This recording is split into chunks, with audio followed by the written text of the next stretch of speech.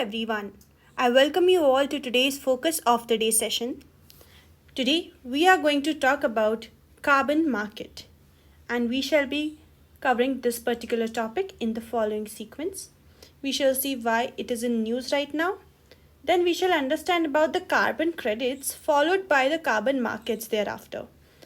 Then how the concept evolved for carbon credit, carbon market, all of this we are going to cover alongside a new amendment that has recently happened in the Indian Parliament and what are the intents with which this amendment has been made, followed by the practice question based on prelims and mains format for you guys.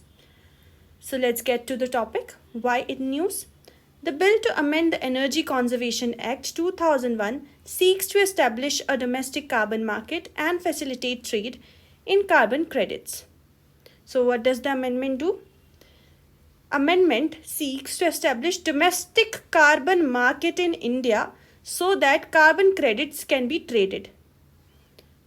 What act has been amended? Energy Conservation Act 2001. Now, what are carbon credits? So, carbon credits are measurable, verifiable emission reductions from certified climate action projects. These projects reduce, remove, or avoid greenhouse gas (GHG) emissions, but they also bring a whole host of other positive benefits. For example, they empower communities, protect ecosystems, restore forests, or reduce reliance on fossil fuels.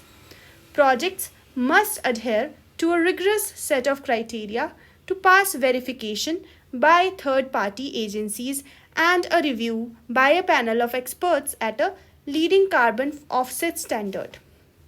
After an organization or an individual buys a carbon credit, the credit is permanently retired so it can be reused.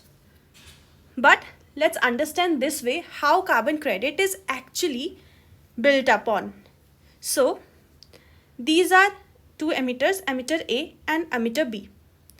Emitter A is emitting a lot of carbon.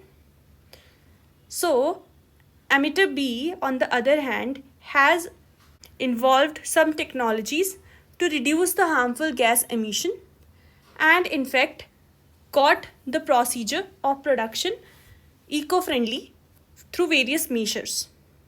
And that's how a major reduction in GHG emissions has been witnessed in the emitter B's industry or factory or production house. So that earns emitter B carbon credit. Whatever reduction has happened, it has given him or her carbon credits. Let's say emitter B has earned 200 carbon credits. So emitter A also needs to comply with the rules of decrease in greenhouse gas emission, but has not been able to do so far because maybe it is such a production that he does which has to always emit greenhouse gas and it cannot be alternated through any other manner. So far any such technology has not come there in the world.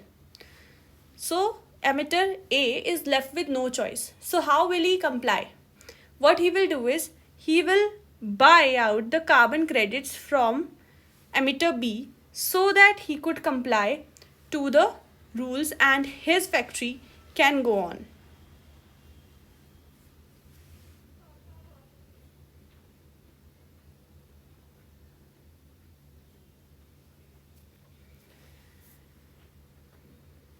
So this is how carbon credit work. But how will emitter A come to know about emitter B that this person has reduced, and how will that exchange happen? Right? Somebody has to verify that exchange and somebody has to authorize that carbon credit exchange. So that function will be done at carbon market. Now let's understand carbon market even much better. So carbon markets are regulatory structures that allow, in particular, oil and gas intensive companies or heavy industries, or in case of COP25 countries, to reduce their economic footprint through a series of incentives. So since COP25, carbon credit can be traded between countries. But right now, India is trying to come up with domestic carbon market. So the carbon credit would be traded between the industries. The idea behind this system is that the most polluting countries can purchase the right to pollute more from countries that have not reached their emission limits. The 1997 Kyoto Protocol turned polluting emissions into a commodity. For example, European Union emissions trading system EU ETS is the largest in the world and has been in operation since 2015. So it was after Kyoto Protocol that the idea of trading the carbon or reducing the greenhouse gas emission somewhere else in the world, because you cannot do it at your own place, such ideas were mooted in the Kyoto Protocol. Now, let's talk about further how this idea that got mooted back in 1997 got evolved. So when the world evolved the Clean Development Mechanism CDM after Kyoto Protocol Agreement of 1997, as companies in the developing world could put up projects, these included renewable energy or afforestation that helped reduce carbon dioxide emissions and earn credits that could be sold in the market. It was expected that these credits would be bought by the developed countries that had committed to emissions cuts under the protocol. Thus emerged the CDM market, that is Clean Development Mechanism market. So first of all evolved a Clean Development Mechanism market, or it was also known as compliance market. Alongside environmentally conscious entities also started buying these carbon credits or offsets, the voluntary market. So first it was not made compulsory, it was just environmentally conscious entities that used to get involved in this trade, and thereafter the countries got involved after COP25, and now even domestically the countries or unions are trying to build up a carbon market like EU has done for itself, and it has been running very successfully since 2015. Now, what is the status of this evolving mechanism right now? This system functioned well for a few years, but the market collapsed because of lack of demand for carbon credits. As the world negotiated a new climate treaty in place of Kyoto Protocol, the developed countries no longer felt the need to adhere to their targets under Kyoto Protocol. A carbon market was envisaged to work under the successor agreement. So successor agreement of Paris is the one that has succeeded Kyoto 1 right now. So do we say the carbon markets right now working its way out in the world is having this framework under Kyoto Protocol? No, the idea started from Kyoto Protocol. At that time it was clean development market or compliance market, but the thing which was being exchanged was carbon credit itself.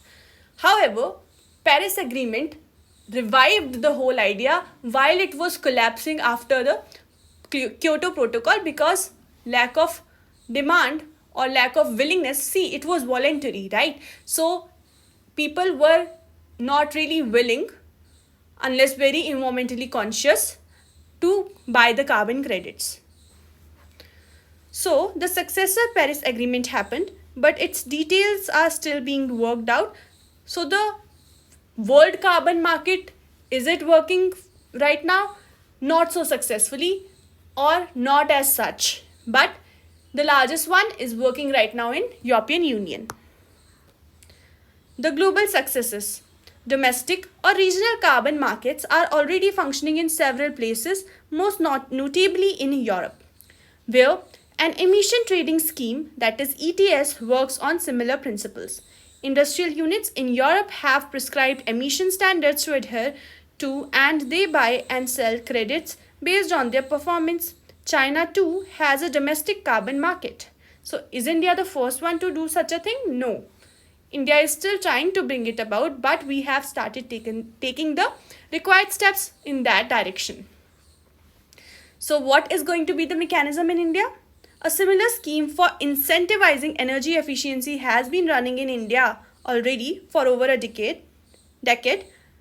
This is a BEE scheme, that is Bureau of Energy Efficiency scheme, called Perform, Achieve and Trade. PAT scheme allows units to earn efficiency certificate if they outperform the prescribed efficiency standards. The laggards can buy, as in those who are lagging behind in achieving the prescribed efficiency standards. So the laggards, they can buy these certificates to continue operating, because if they don't do so, their operation could be halted by the government, that is Bureau of Energy Efficiency. Now the amendment has happened to Energy Conservation Act. What is this amendment all about? The new carbon market that is proposed to be created through this amendment to the Energy Conservation Act would be much wider in scope. Although the details of this carbon market are not yet known, it is likely to be on the lines of European ETS itself, facilitating the buying and selling of carbon credits within the country. Now, this was about the whole news, and I have taken you through the details that would be required for you to understand the whole concept and whatever is required from UPSC CSE's perspective. It's time for the prelims practice question. With reference to carbon markets, consider the following statements. Number 1. Carbon markets allow the trade of carbon credits with overall objective of bringing down emissions. Number 2. Carbon markets will work only at international level. Your options are A, 1 only, B, 2 only, C, both 1 and 2, and D, neither 1 nor 2. And the answer for this particular question is A, that is 1 only. That is, carbon markets allow trade of carbon credits with the overall objective of bringing down the emissions. And carbon markets will be working only on international level. This is not true. It is already working at regional level, at domestic level in China, right? And it is also getting built up in India, while we already have a scheme being run by, a PAT scheme being run by the Bureau of Energy Efficiency. Now let's look at the mains practice question. What is carbon trading? How does carbon trading occur? Is it an effective strategy to mitigate the effects of global warming? Critically examine. You need to answer this particular question in 250 words and send in your answers to us on WhatsApp to get it reviewed. This is it for today. I shall see you again tomorrow with another focus of the day session. Till then, take care, stay tuned. Thank you so much for joining in.